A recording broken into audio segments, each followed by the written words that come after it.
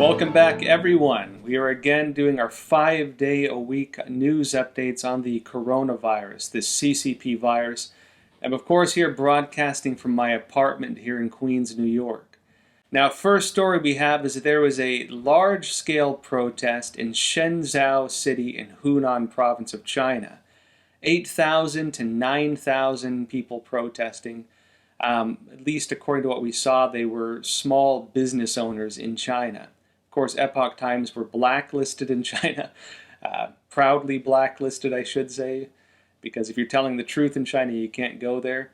But we are able to get interviews there. We do have sources on the ground who were able to get information out for us. And so we actually managed to interview some of these individuals. These business owners are saying that they have no customers, they can't hire people, and they still have rent and other fees. The Chinese police attempted to break up the protests. We'll show you some videos of those now.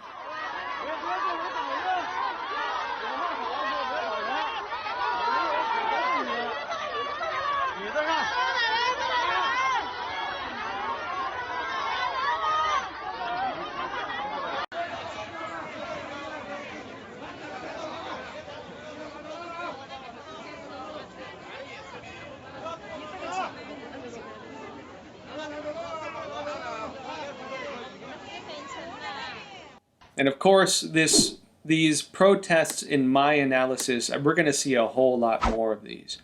With the Chinese Communist Party, the two ways it maintains control is one, through financial interests, and two, through fear. The financial interests are falling to pieces right now. The Chinese Communist Party, even before this whole virus outbreak, was already feeling the weight of this from the US-China trade war. And in terms of internal instability, when it comes to this control by fear, already you had a lot of Chinese people who were willing to stand up against the Chinese Communist Party. And we saw examples of this in Hong Kong, where people know about the Tiananmen Square massacre. They know the real history of the Chinese Communist Party. But despite knowing that, we're still willing to go on the streets, about 2 million people, and we're protesting against the rulership of the Chinese Communist Party. And so right now that people have been out of work, people have lost loved ones, people still have to pay rent, people are not able to make a living, and you have other problems kind of brewing in China, which we'll go into. The situation right now for the Chinese Communist Party is not looking good. And it's very likely we're going to see more protests like this. Now, going into the next story, we have businesses in Wuhan starting to go under. There were 150 restaurants in Wuhan, this is the epicenter of the virus, of course, who wrote a letter to the local government asking for help. They said they're facing bankruptcy. The Epoch Times conducted interviews with one of these individuals at least. The individual said they have no customers, no orders, and it's very difficult to hire. So same reports basically in two different parts of China. And in addition to that, reports are coming out now that in the first quarter of the year, close to 460,000 Chinese companies are going bankrupt and will close.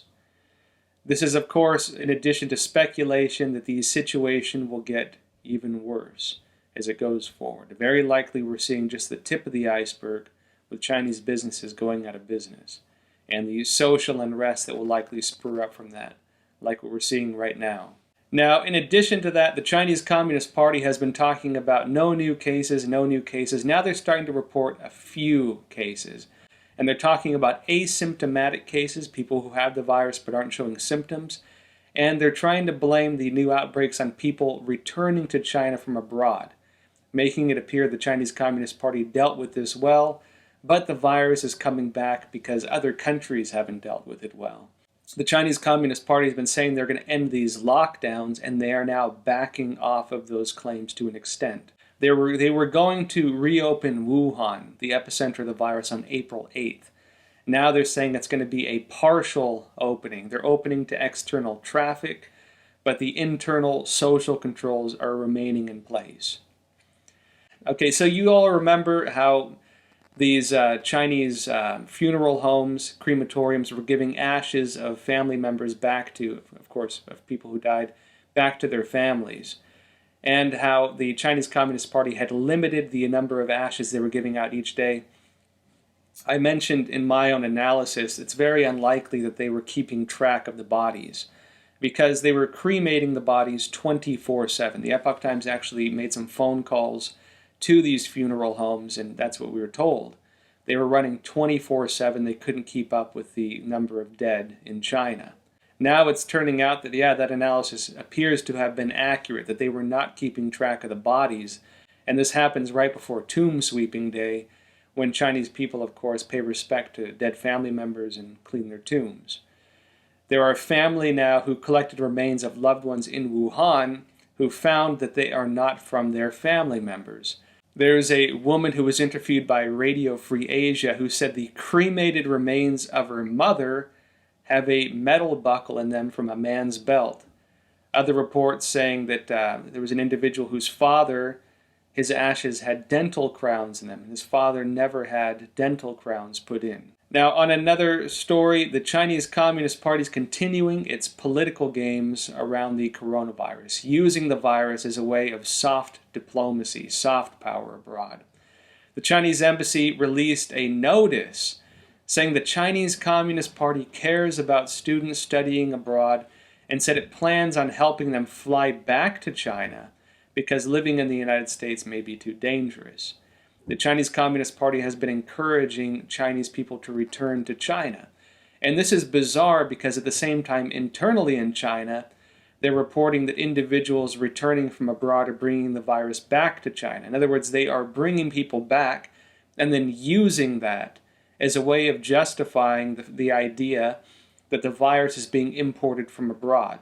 Now, in addition to this, there was a group of about 100 Chinese scholars who wrote an open letter to the United States to cooperate with China on handling the virus. And of course, we can't say exactly who these individuals were in terms of what their interests were in doing this. Typically, when you see things like this, it's being done under the auspices of the Chinese Communist Party. It's very rare that that is not the case, in my analysis. There are groups, for example, like the Committee of 100, a group of high-level people, Chinese influencers who work on American influential society, kind of the upper levels of society, and push the interests of the Chinese Communist Party on American soil. The Chinese Communist Party's propaganda department works through influencers, part of it at least. The Epoch Times actually had an exclusive leaked letter from one of the propaganda departments in China announcing they had hired 1,600 new staff and had commissioned articles from hundreds of individuals like this. So this is very much in line with how the Chinese Communist Party operates when it wants to push its interests abroad. It will use influencers. It will use academics. Again, can't say for sure these individuals are part of that network. It's sometimes difficult to prove, but they are following the narrative of the Chinese Communist Party at a crucial time when the Chinese regime is trying to shift its narrative from trying to attack the United States to calling for cooperation with the United States. Meanwhile, the Chinese Communist Party had announced the release of new stamps, of course, for sending letters and such, which commemorate the Chinese regime's handling of the coronavirus, the CCP virus. But the Chinese Communist Party has repealed the initial stamps, has eliminated the initial stamps, and Chinese netizens are doing their own analysis and pointing out that this is very likely because the original design of the stamps no longer follows the current political narrative of the Chinese Communist Party. One point, for example, is the stamps have a picture of a building in Wuhan. And of course, the virus originated in Wuhan, China, and the Chinese Communist Party has since switched the narrative on that, trying to claim the virus did not originate in Wuhan, it only spread in Wuhan. Now, moving on, there are continuing complaints from the international community against the Chinese Communist Party. Now, we've mentioned this class action lawsuit against the Chinese regime in Florida.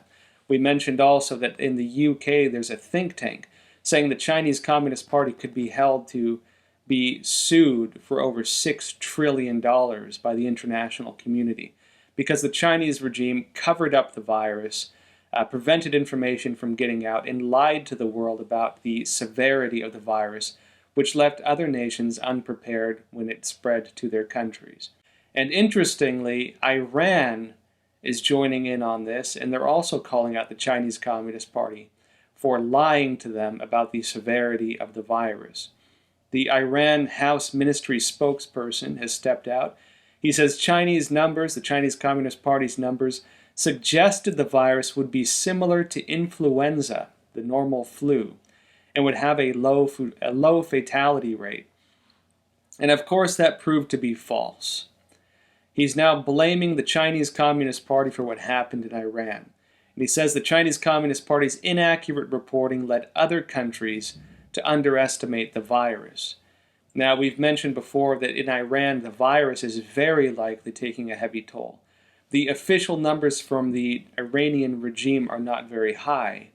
But, of course, a lot of Iranian officials, top-level officials, have been catching the virus, which has led a lot of analysts to question how accurate the numbers are that they're reporting. And of course, there have also been articles about the fact that you can see the mass graves in Iran from this virus from space. The mass graves are so large you can see them from space. The Atlantic had an analysis looking at the different public reporting on the numbers in Iran based on the number of infections among high-level officials and what's being reported on the ground, looking at some other data, and they estimated that the infections in Iran are around 2 million. Unclear what the real numbers are in Iran. Just like China, they of course have interests in, say, censoring information, and so it's very difficult to find out what the true information is. In addition to this, the Trump administration is now looking to sue the Chinese Communist Party, allegedly. A New York Post had an article on it, and they're saying the Trump administration may sue the Chinese regime for hoarding PPE. It says leading U.S. manufacturers of medical safety gear are saying the Chinese Communist Party is prohibiting them from selling outside of China. The CCP paid them wholesale rates, but forbade them from selling elsewhere. Now, we've actually reported this on this program before. There are the face masks, for example, in China, the biggest company that manufactures them, and is an American company. When the virus hit in China, the Chinese regime restricted exports of these masks. And so American company operating on Chinese soil restricted from selling masks to its own home country. The Chinese regime nationalized these companies, restricted them from selling abroad. And then the Chinese Communist Party also began buying from abroad in bulk all the medical supplies, so the Chinese regime cornered the international market at a time when a global pandemic was spreading and while it was lying to other countries about how severe this virus was. Now, the New York Post article states, quote, executives from 3M and Honeywell told U.S. officials that the Chinese government in January began blocking exports of N95 respirators, booties, gloves, and other supplies produced by their factories in China, according to a senior White House official. Of course, unnamed source. We can't confirm whether this is 100% accurate, at least in terms of what these companies claimed. And there's a quote from Jenna Ellis, a senior legal advisor to Trump's re-election campaign. And she said, quote, in criminal law, compare this to the levels that we have for murder. People are dying. When you have intentional, cold-blooded, premeditated actions like you have with China, this would be considered first-degree murder. Pretty harsh accusations, but in my opinion, an accurate depiction of what the Chinese Communist Party did, lying to the international community, again, like Iran even pointed out, about the numbers, about the severity, while at the same time buying up all the supplies that could protect people from around the world so that their own businesses could corner the international market. And of course, the Chinese regime is using these supplies now as a form of medical diplomacy, face mask diplomacy. Now, Gordon Cheng, a well-respected China researcher, had a great analysis. He's talking about how the Chinese regime's narrative that it is a, quote, superior system, and this superior system allowed it to defeat the virus. Now, this whole thing is a lie. Now, Gordon wrote, quote, the virus is hitting China in a second wave. Those who've been following this program know this already. And he said, quote, the second wave is claiming victims, including the party's propaganda narratives. The most dangerous of these narratives is that ruler Xi Jinping, with heaven's mandate, as an obligation to dominate the international system. Now, the heaven's mandate part is kind of tongue-in-cheek, I assume, at least on Gordon's part. It'd be interesting if the Chinese regime itself is claiming that Xi has heaven's mandate. Now, in China, this is kind of a big deal. When in the past you had a new government step in, it would be required to have heaven's mandate.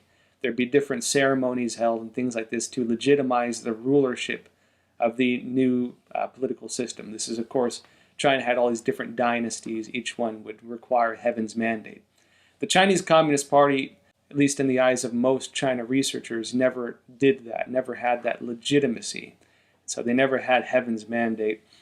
Now, Gordon Cheng continues, noting that in order to push this narrative further abroad, the Chinese regime got the WHO's Director General to spread the idea that, quote, the superiority of the Chinese system and this experience is worthy of emulation by other countries. In other words, the Chinese regime's China model, as they call it, this totalitarian communist system that uses high-tech totalitarianism, social monitoring systems, you name it, is the best system for dealing with incidents like this. That is the narrative they're spreading on behalf of the Chinese Communist Party. And Gordon notes that, quote, then Beijing set about making a big show of donating medical equipment and diagnostic kits, most notably to stricken Europe. And he says, quote, China's inaccurate diagnostic kits, those of you who follow this channel know that about 70% to 80% of these kits are non-functional, and substandard protective gear, and those of you who have been following us as well, know that many countries have rejected the masks and other equipment from China because they're found to be non-functional when dealing with viruses. Donated around the world along with the new infections will show the truth. Communism is incompetent, if not downright malign. And meanwhile, the Chinese Communist Party is pushing what is now becoming known as mask diplomacy. Now, there's a report in the Epoch Times. We note that China is selling masks to France, and this is apparently being done in exchange for France using Huawei's 5G networks. The Chinese regime is selectively giving aid, selectively selling equipment to countries that are positive towards it and denying it to countries that are negative towards it. And because of this, Representative Mark Green is now saying the U.S. needs to increase its own strategic stockpiles and to stop relying on the Chinese regime for medicine and for medical supplies. And also there's a report out in Bloomberg News noting that the Chinese influence at U.S. universities is now close to $1 billion since 2013. It notes that Harvard University received the most, about $93.7 million from the Chinese regime, and the University of Southern California was second. It had received $67.9 million from the Chinese regime. University of Pennsylvania was third, $67.6 million.